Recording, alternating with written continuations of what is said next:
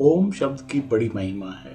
इस शब्द जो कि मूलतः ध्वनि मात्र है के बारे में दुनिया भर के विद्वानों ने भिन्न भिन्न व्याख्याएं की हैं। जहां तक मेरी समझ है, ओम के बारे में जितना कहा या लिखा गया है शायद ही किसी अन्य शब्द के बारे में कहा गया हो, चाहे इसकी खोज के बारे में, चाहे इसकी आकृति के बारे में, चाहे इसके अर्थ को लेकर और चाहे इसकी उपयोगिता के संदर्भ में।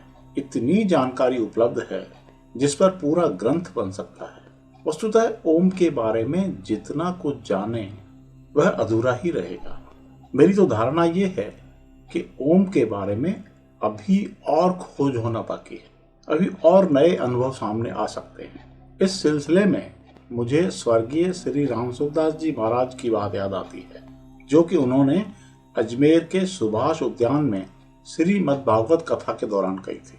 उन्होंने कहा था कि गीता पर उन्होंने अनेक बार प्रवचन किए हैं, गीता को बहुत कुछ जाना है, मगर जब भी वे प्रवचन देते हैं तो हर बार नए अर्थ निकल कर आते हैं। ऐसा लगता है कि हर बार कुछ छूट जाता है कहने से। इसे मैं ओम के संदर्भ में लेता हूँ। हर बार नया अनुभव होने की बड़ी वजह है। इस दुनिया में हर व्यक्ति अनूठा है, हर आदमी अलग है। थोड़ी बहुत शक्ल मिल सकती है, मगर फिर भी यह पक्का है कि किसी भी व्यक्ति की हूबहू कॉपी असंभव है। इसी यूनिकनेस के कारण ही तो अंगूठे की निशानी और आंख के रेटिना को व्यक्ति की इकलौती पहचान माना गया है, जिसका कि उपयोग आधार कार्ड में किया जाता है। यह तो हुई शक्ल की बात। अंदर से भी हर शख्स की अनुभूति अलग होती है। जितने भी लोगों ने ओम को जाना है और व्यक्त किया है, बाद में जानने वालों की अनुभूति उनसे अलग ही होगी, यूनिकनेस के कारण। इस कारण ओम अनंत है, अनादि है। खैर, मैं मुद्दे पर आता हूँ। मैंने जितना जाना समझा उसकी बात करता हूँ। अव्वल तो ब्रह्मांड में सतत गूंज रही ओम की ध्वनि का उच्चारण करना हमारे स्वर यंत्र के बस की बात नहीं है। अलबत्ता वाद्य यंत्रों से जरूर उसे मिलती जुलती ध्वनि उत्पन्न की जा सकती। आप स्वयं भी इसे अनुभव कर सकते हैं। कभी निर्जन स्थान पर एकांत में अंगूठों से दोनों कान बंद कर लीजिए। आपको भिन्न भिन्न प्रकार की ध्वनियां सुनाई देंगी, जो कि हमारे मस्तिष्क में पहले से संग्रहित हैं। कुछ अभ्यास के बाद गहरे एकाग्र चित्त होने पर आपको ओम की ध्वनि सुनाई देगी। यही अनहद नाद है। प्रयास करके देखना, आप ठीक उसी प्रकार की ध्वनि का उच्चारण नहीं कर पाएंगे। ठीक वैसी ही ध्वनि पूरे ब्रह्मांड में गूंज रही है। उसकी अनुभूति की जा चुकी है। नासा ने तो उसे रिकॉर्ड तक किया है।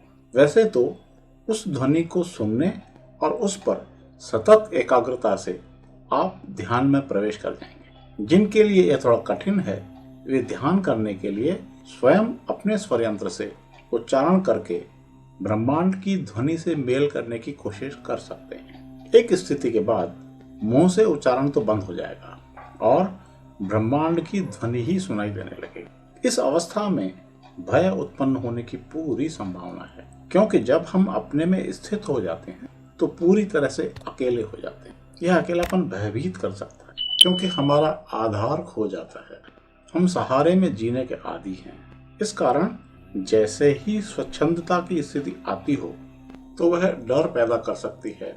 वैसे भी हम सब जानते हैं कि अकेलेपन में अमूमन हमें डर लगता है। आपने खुद अनुभव किया होगा कि रात के समय यदि हम सन्नाटे से गुजरते हैं तो अकेलापन दूर करने के लिए या तो किसी देवी देवता के नाम का उच्चारण करते हैं या फिर कोई गाना गुनगुनाते। वह गुनगुनाहट ऐसा महसूस करवाती है मानो हमारे साथ कोई है, हम अकेले नहीं हैं।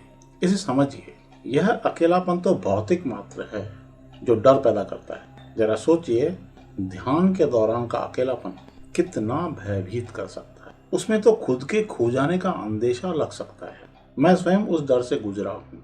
कुछ और अनुभूतियां भी हुई हैं जिन्हें शब्दों में अभिव्यक्त करना कठिन है।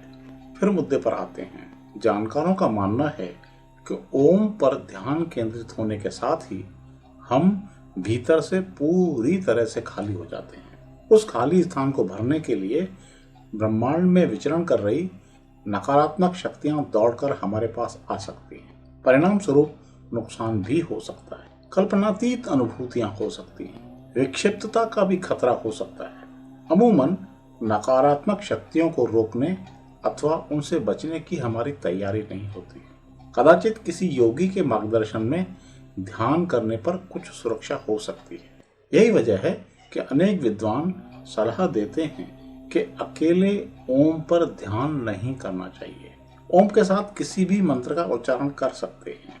ओम का उच्चारण जहां हमें ब्रह्मांड से जोड़ता है, वहीं मंत्र सहारा बन जाता है। ब्रह्मांड की समस्त शक्तियों को आत्मसात करने में वह हमें प्रोटेक्ट करता है।